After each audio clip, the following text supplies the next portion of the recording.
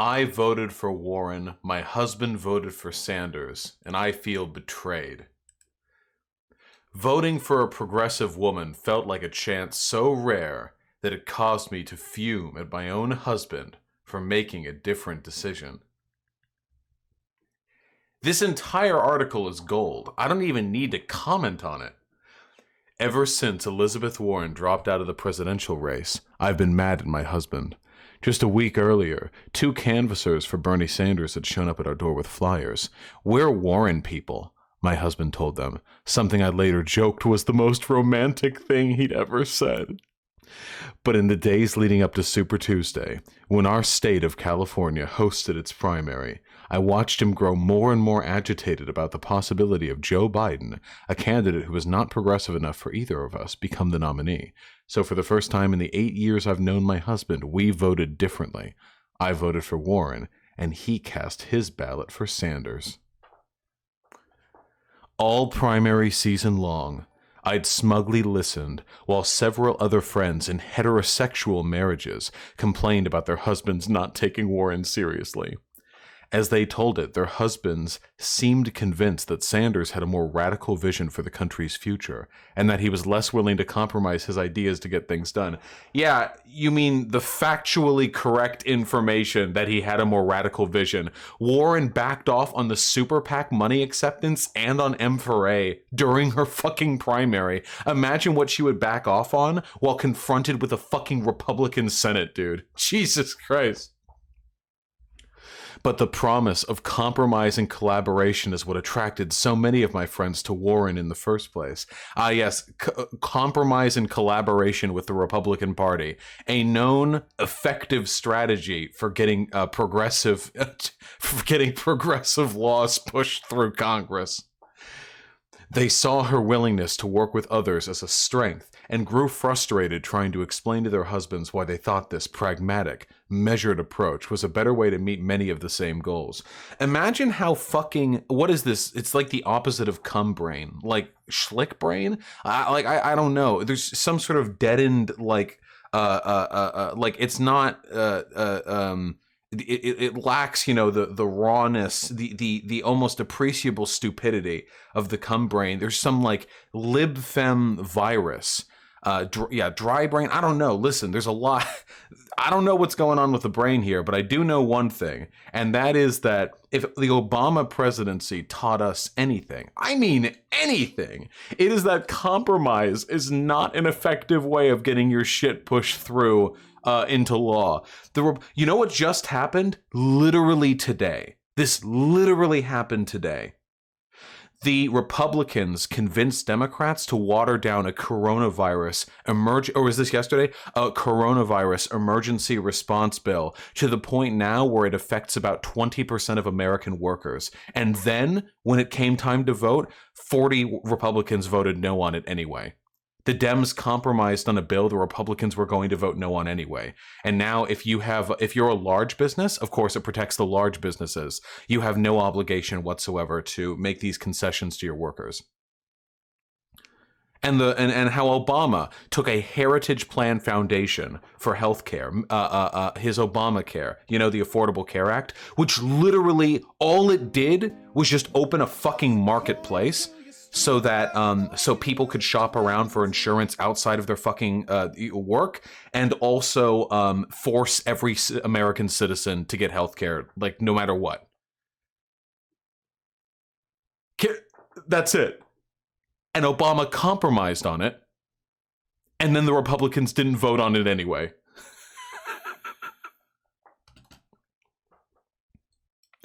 Sanders and Warren voters seem to be divided on a macro level as well. According to Washington Post reporting on Super Tuesday exit polls, while both men and women were more likely to vote for Sanders than for Warren, Sanders consistently received a greater share of his votes from men than Warren did. Warren consistently got more votes from women. Yeah, I wonder why. No shit, Warren's a woman. Yeah, obviously there are going to be people. My entire presence online for the past fucking 3 months has validated my opinion that a lot of women are just going to vote for Warren because they want a woman in office. Like, no shit, obviously. Such a pattern is not visible amongst Biden voters. These numbers can't prove that men avoided Warren because she was a woman, and these numbers can't prove it, but I'm going to imply it anyway.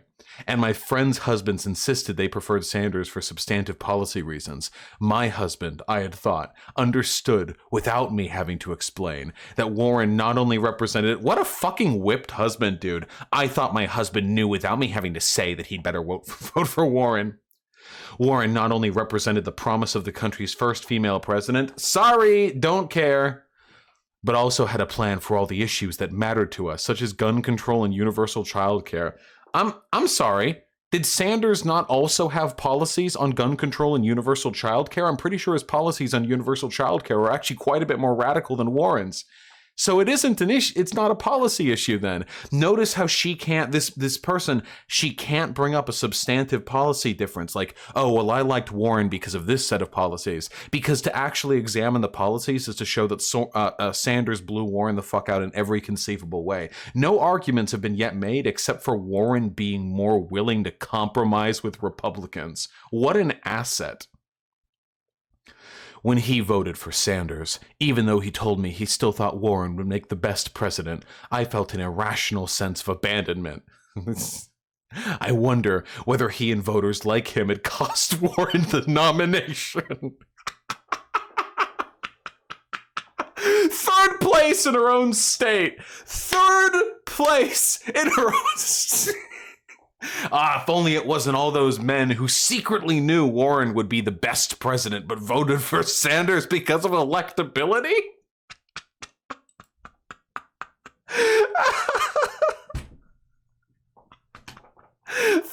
Third place in her home state. If we could only tweak a few numbers, maybe she could have made it through.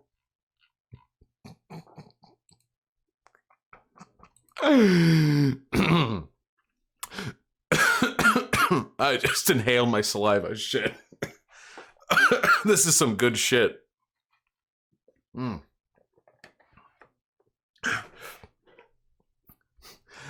Thursday at the news conference, when she announced she was dropping out, Warren said, "Gender in this race..." How do you do Warren's voice? Gender in this race, you know, that is the trap question for every woman.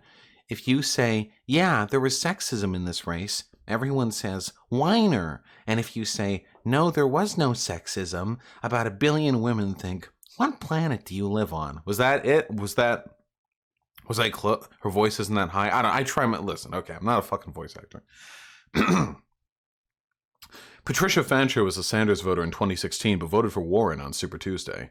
I didn't vote for her because she's a woman, but I think her leadership style does include feminist values. Collaborations, intersectional agendas, she listens and works with communities. She told me in an email. Again, they can never mention policies. It always has to do with some sort of ephemeral, magical femininity that Warren possesses. We can't talk about policy, but what we can do is imply everyone who didn't vote for Warren is sexist, and then say that those who did support Warren did so because she had this magical femoid soul that just resonated with her. What is this? Feminist value of collaboration? Wait, patriarchal men don't collaborate to suppress the rights of minorities all the time? What the fuck does that mean? What does pardon me, like I know a little bit about history. It actually was not, in fact, the spirit of collaboration that got women the right to vote and women the right to greater bodily autonomy. It was virulent antagonism directed at the establishment. It was radical energy, not capitulating, not collaborating, not compromising. I don't know what is this. What is this feminist value of being a baby? Well, okay, geez, it's kind of sexist. I don't know.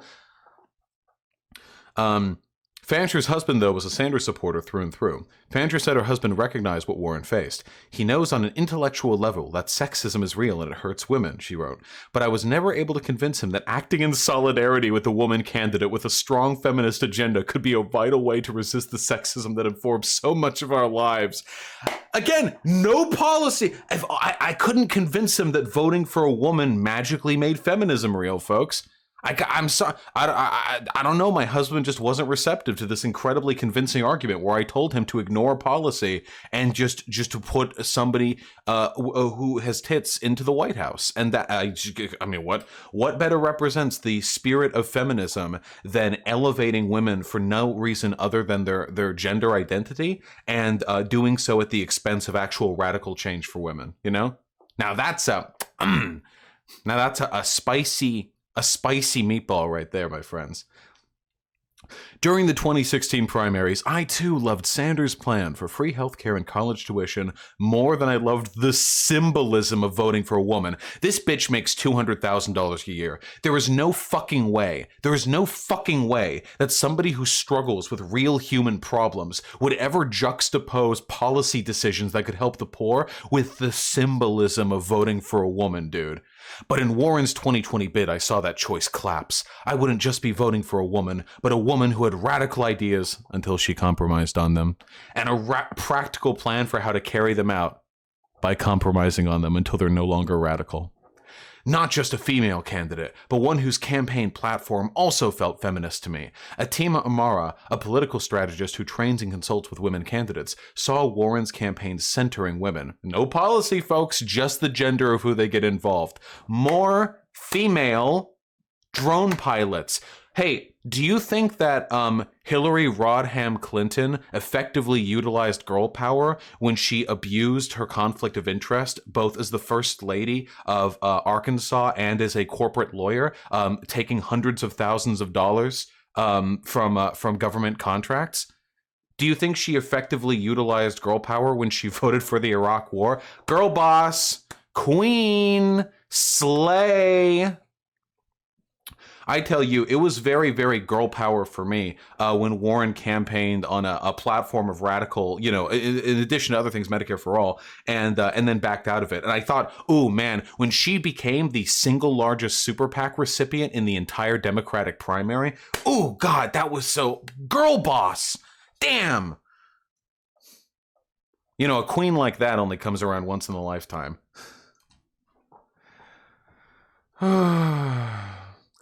She still had all the progressive agenda items around the economy, but it was filtered through the lived experiences of gender and race, Omara told me. That was reflected in plans around paid family leave, race, affordable housing, how redlining affected African American communities.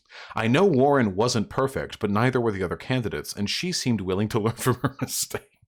She showed measured kindness and justified rage in her town halls and on the debate stage. She wasn't promising a revolution the way Sanders was, but in my mind, voting for a competent, radical woman was the revolution. I mean, that really just sums all of it up, doesn't it? That to them, that's the revolution right there. I've said it before, but like, this woman, like after the collapse, TM, you know, capital T, capital C, she could be standing in a bread line with like an upturned like baseball helmet that she's using as a soup bowl, and she steps off the yellow paint line by like a millimeter, and one of the riot cops immediately brings like swiftly brings the baton down on her skull, and she sees in the reflection of the light before she is concussed that she is in fact being assaulted by a woman, and then that's it. That's her revolution right there. The female riot officer, you know, all she needs, to this woman, the height of the political revolution is waking up one day and finding that the most recent stock market collapse was orchestrated by a team of 16 elite like stockholders, bankers, CEOs, and other financial elites, and half of them or more were women. That to this person, that is the revolution. Right there, when they wake up to find like the city on fire and just the red line go down, and it's all Elizabeth May, Sasha Baron. I actually, wow, if you fucking put a gun to my head, I don't think I could come up with like names on the spot. You know, in my D&D campaign, I basically just like Google, I just find names and I choose those. I can't come up with names on the spot. Is this like an autism thing? I don't know. But it's like a bunch of fucking women. Yeah, I can't be. Yeah, Sacha Baron Cohen. Yeah, I know. And the first thing was Elizabeth, and I wanted to say Warren. I can't. And you know what? I didn't say Kamala. I was going to say Kamala too, and I wanted no shit to say Klobuchar. I can't. It's all just jumble up here. Oh God.